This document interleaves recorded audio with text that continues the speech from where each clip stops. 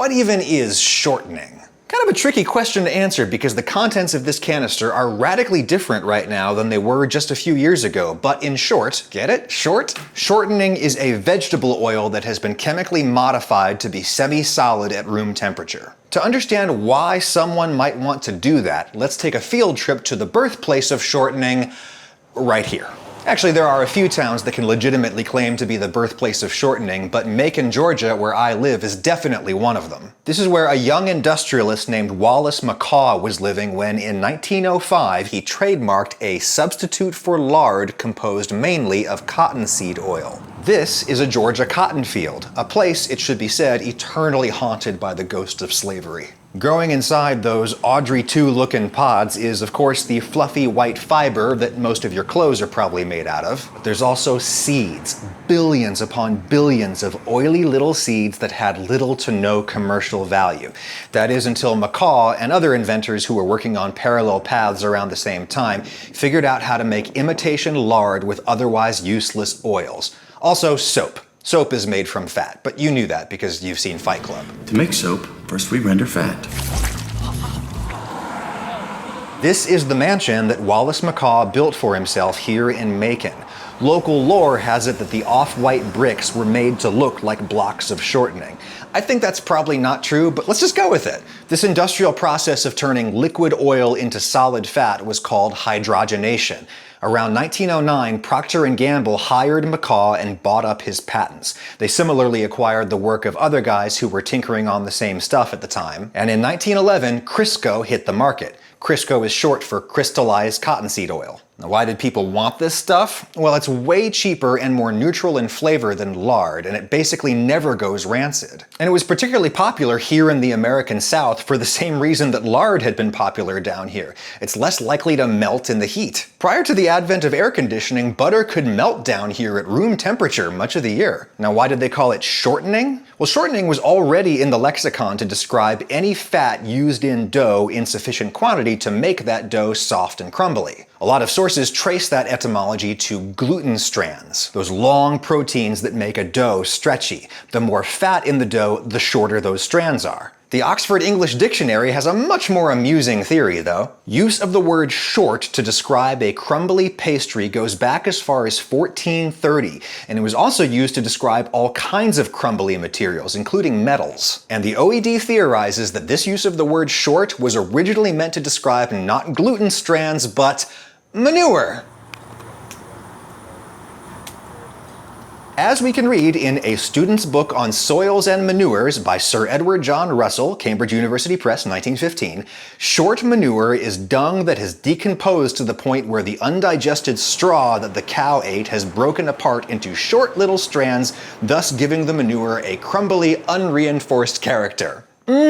So getting back to baked goods. Every Christmas, Lauren makes her grandmother's recipe for peanut blossom cookies. Look, it says right on there, make every year. We have no choice. Now, Grandma Sjorstrom calls for shortening as her main fat source. So, last night, as an experiment, we made a half batch with shortening and a half batch with softened butter. You cream the fats with the sugar, mix in the other ingredients, and then roll the dough into little sugar-coated balls. Shortening balls are on the right. Butter balls are on the left. Dear God. Right when they come out of the oven, you press in your Hershey's Kisses. Yes, this recipe is in the description. Shortening cookies are on the right, and let's taste them. It's not necessarily that they're like better or worse. It's interesting is the butter ones are kind of gooey, whereas the shortening ones are more kind of like cakey and crumbly. The butter cookies were more gooey last night, and today they're more chewy. Different fats react differently for all kinds of chemistry reasons way over my head. But one explanation for this difference might be that butter contains about 15% water left over from the milk, and that water might be reacting with the wheat proteins to make this dough a little bit more chewy. Also, because the melting point of shortening is higher, the shortening cookies spread a bit less in the oven, so their texture is a little bit more cakey. Which one is better? Texture-wise, I think they're just different. It depends what you're into, but flavor-wise, the butter one is definitely better. You can buy butter-flavored shortening to compensate for this, which is what Lauren usually uses. Real good stuff. But I think the real magic is when you combine shortening and butter. These cookies I made by mixing up our two leftover doughs. They have some gooey chewiness from the butter and some crumbly cakiness from the shortening. My favorite Southern-style biscuit recipes use butter and shortening together for this very reason. But what everybody wants to know is the shortening going to kill you? In the past? Yeah, maybe it really would have. The process of partially hydrogenating oil results in trans-unsaturated fatty acids, or trans fats. Research indicating these fats might make your heart explode right out of your chest started mounting in the 1990s. And in 2006, a meta-analysis of studies published in the New England Journal of Medicine concluded, quote, "On a per-calorie basis, trans fats appear to increase the risk of coronary heart disease more than any other macronutrient, conferring a substantially increased risk at low levels of consumption, 1 to 3% of total energy intake." Yikes. This was infuriating because the scientific and medical establishment had previously touted margarine as a more healthy alternative to butter, and margarine was at the time basically just flavored and diluted shortening. Health authorities around the world have been moving to restrict artificial trans fats, including right here in the United States, where an outright ban on partially hydrogenated oils went into effect last year. Trans fats actually do occur naturally in very small quantities in meat and dairy, but this ban is on artificial trans fats created by partial hydrogenation. The Food and Drug Administration did extend that deadline for certain products to give industry more time to figure out reformulations. This extension covered things like pan-release agents and other things containing very small amounts of partially hydrogenated oil. You might not even know about it from the label because foods in the US don't have to list lots of things on their labels if they have less than half a gram of it per serving. This is one of many reasons why the official serving size of things tends to be comically small. Anyway, that extension just ended a couple of months ago as of this recording. There certainly still are foods hanging out on store shelves everywhere that have partially hydrogenated oils on them, but all of those have to be gone by New Year's Day 2021. So now we're right back where we started. If the stuff in here isn't partially hydrogenated vegetable oil, what is it? Well, let's look on the label. We've got fully hydrogenated palm oil that's really different from partially hydrogenated oil. Fully hydrogenated oil doesn't have any trans fat in it, so it's better for you, but it's really hard and waxy. So the folks at Crisco would seem to be mixing it with other things like soybean oil and palm oil.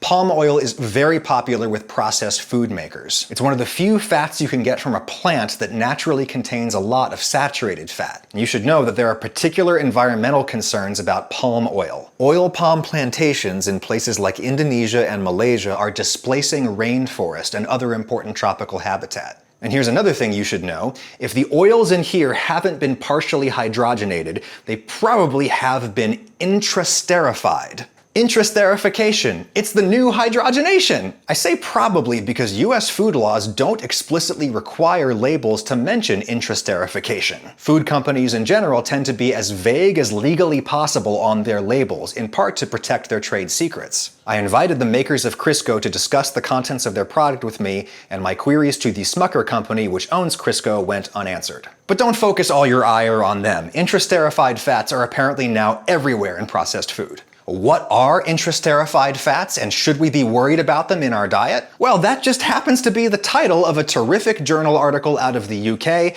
It's linked in the description along with all of my other sources. But here's one of the authors, Dr. Sarah Berry of King's College London. This is something that I've been actively researching at King's College for the last 18 years. As Dr. Berry explains it, fats have triglycerides in them. Triglycerides are made up of a backbone here, that's the glycerol, and it is esterified to fatty acids. In the process of intrasterification, what happens is the fatty acids are reshuffled along those positions, and you increase the amount of saturated fatty acids in the middle position so that it behaves more like an animal fat, such as, let's say, lard or butter.